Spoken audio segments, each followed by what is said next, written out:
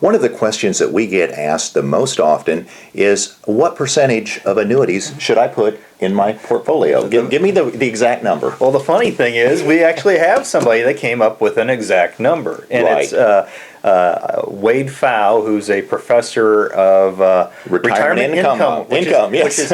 which is a title I think I would like to have someday. That's right. Let's go back to school. American College of Financial Services. So he actually did a study where he took a couple age 65 and said, all right, let's run simulations. What percentage of money should be in equities, and then what percentage should be in bonds, or what he found to be the most successful was that if you took 50% in equities and 50% in annuities, Fixed annuities.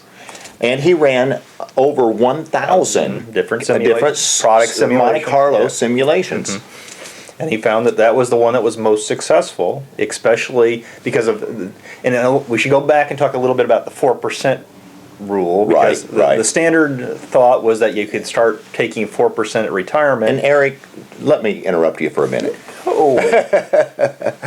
Now, isn't it amazing that we've never taught a class on it, and we came to the same conclusion? I was going to say, it's kind of nice when somebody validates exactly what you've been doing your entire life through research. So we feel kind of pat yourself on the back. And this 4% rule has been blown out of the water. And that 4% rule, folks, is just simply that if you have stocks and bonds, a mixture of about 50-50, that you could take out about 4%, and your income should last you for the next 30 years. Right. And that's been blown out of the water recently by real results, showing that if you started your retirement when the market was dropping a little bit, or a lot, like we've seen, that would be completely destroyed, and you could not take that. So now the recommended amounts are all over the board below 4%. Yeah.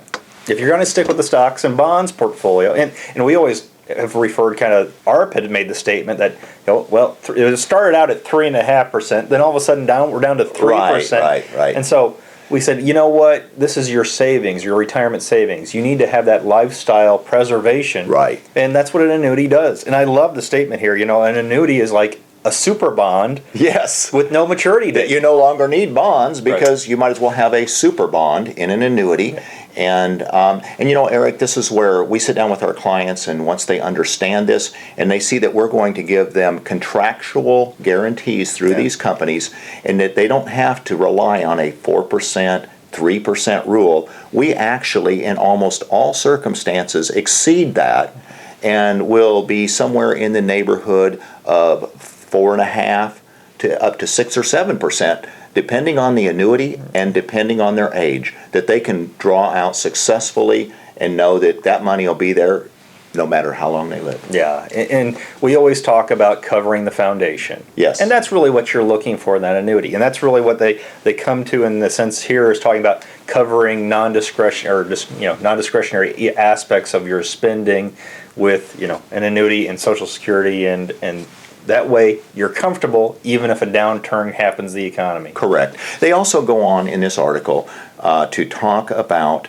the two or three different distinct types of annuities. This article's a little bit weighted towards the variable annuity and the immediate annuity, but we know from our own experience and just from what's available today, that the hybrid annuity would fall into the category he's using for the variable annuity in this article, and that it does have better income and better protections. Right, and it's what I think what their emphasis is he was looking for an annuity that had a guaranteed income piece, and he used the variable annuity in his illustration, but that's one of the nice things about the hybrid aspect. You've got that same benefit now attached to a fixed annuity, so it gives you that best of world for both kind of the immediate and the variable, so you've got that all wrapped up in the hybrid. And part of what he's talking about is also the immediate annuity and how that would work in this portfolio mix. But he quickly changes,